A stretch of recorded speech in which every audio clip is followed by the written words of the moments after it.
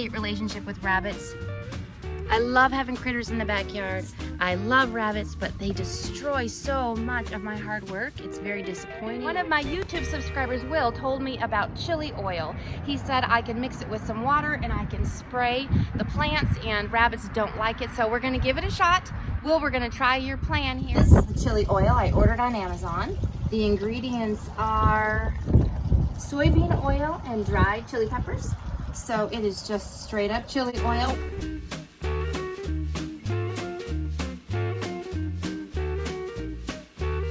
I'm going to mix it with water. So 4 tablespoons per 28-ounce bottle.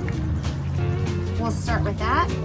We'll spray that on our plants and we'll see how well that does. Looks like we're gonna have to keep shaking it in order to get that to stay mixed up so it doesn't separate.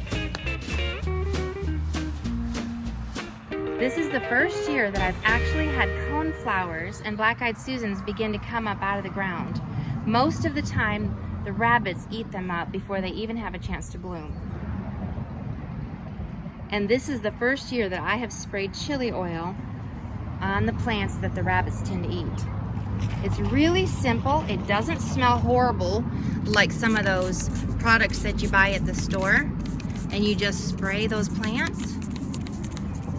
Of course, if it rains, you'll have to come back out and respray. And honestly, I don't know that it really keeps a starving rabbit away, but like I said, this is the first year that I've actually had plants come up this much without being eaten by the rabbit.